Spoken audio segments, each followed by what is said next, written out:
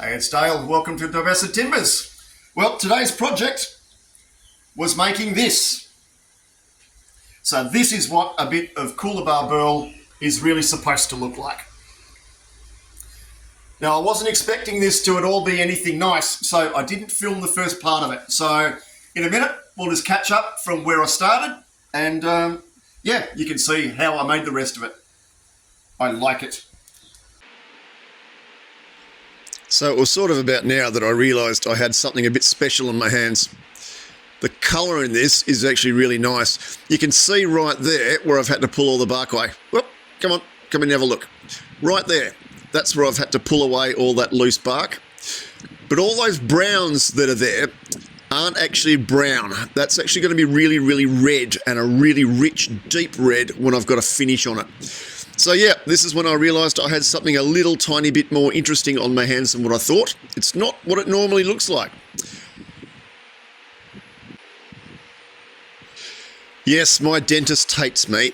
I do so much stuff with my teeth that now that I'm over 50, it's no wonder that I'm getting a little bit of wear and tear on the old choppers.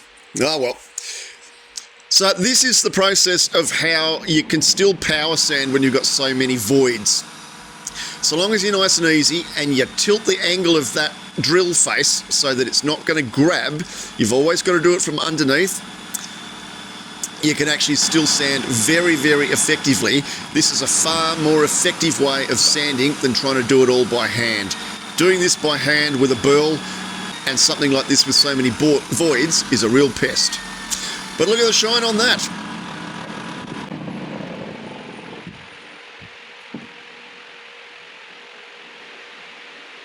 So this is sanded to 800 grit. It really gives a beautiful luster, and it provides a great base for a finish that then goes onto it. You can see as I just sort of spin that around that we've got a really nice finish on that. Doesn't need to be super, super shiny or any sanded any higher grit than that. But yeah. That's the good base for a good solid surface. So this is my favourite stuff for using on burls. This is the Secret Squirrel stuff that comes from Scotty at Custom Creations by Scott. This is now my absolute go-to on stuff that's punky or voidy like this. It is the absolute duck's guts. I love it. It is a pure shellac-based stuff out of shellac flakes. Oh, got me. Jeez, that was the splinter of death, and it wasn't just one, it was frickin' two. See, again, the teeth. Got to get amongst it. Didn't taste real flash either. That was waxy, woody goodness. Anyway, so use the Secret Squirrel gear by Scotty, and have a crack at this. Look at the polish. So this is the back of the bowl, and I completely finish the back before I spin him around. And I think that is worthy of a video. That's why I decided to whack it on. Look at that. Yumminess in a bit of timber. Now, I'm not sure what you reckon that looks like, but I reckon that looks like lava or lightning. I think that's pretty gorgeous. I really never bother cheating, but in this stuff, because it's so hard, I'm actually drilling a little tiny bit of a centre hole. It just makes it a little tiny bit simpler to be able to start some of those cuts in stuff that's so brutal hard like this. So as you can see, I'm just using a 3/8 bowl gouge and just starting all the nibbling out process.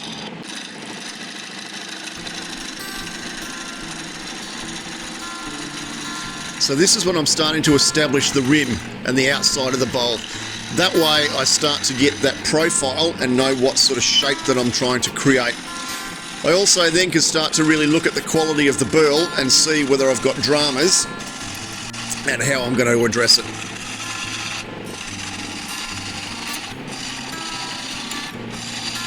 You really can see how chippy this stuff is. Burl never comes off in nice, great, big, long shavings that, you know, is so beautiful to watch. It's always really chippy, it's sharp, and it's not the most fun stuff to turn, but it looks nice. You can actually start to see a little bit here what I'm doing in terms of that rim. and then I can start to look at where I'm going to go in terms of the inside of the bowl. With doing this process, I'm actually creating steps. Now on really hard, brutal stuff, this is really important because you can use the steps to be able to support the back of the bevel when you're making the cut. And the bevel is the flat part on the back of the bowl gouge.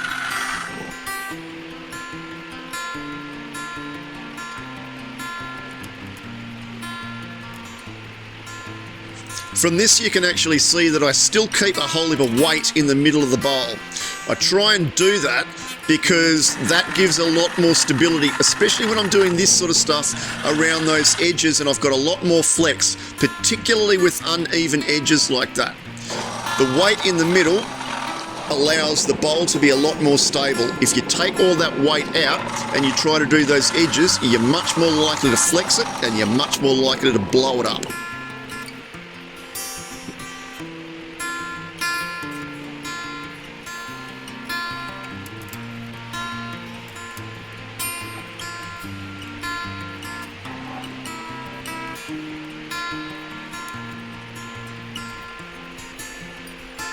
Let's have another little squizzy. So from this you can see I don't actually have as real cleaner cuts as what I normally would, but it's nothing that a bit of sanding won't sort out. I think I started this with a 120 grit on there, and yep, I've got a big industrial fan behind me and it just blows all that dust away. So before the safety police start, yet again, that's what the go is.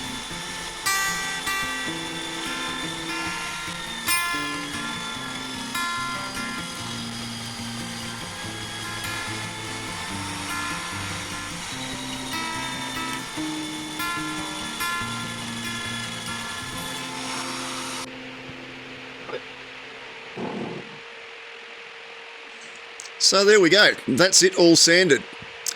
It really didn't take that long, but the colour in that is going to be amazing when it's got a finish on it. But you could just see how much potential it had.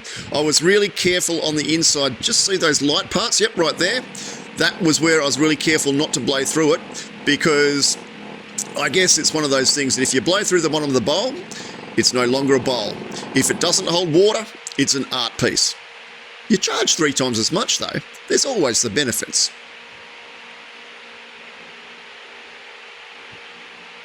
But yeah, have a crack at that. With that finish on it, it's pretty damn yummy. That is 100% timber porn 101. Look at that. That is just gorgeous. Now, I don't know what that looks like. Is that lava or is that like a satellite photograph of a river country? I don't know. Whichever way, it's come up that really nice, rich red colour, and it's beautiful. So there we go. That's it done. I reckon that's pretty nice. I wasn't actually going to film this one, as I mentioned. Yeah. It's a little bit of a ripper. It's a little bit more of that Coolabah Burl. This one is absolutely stunning.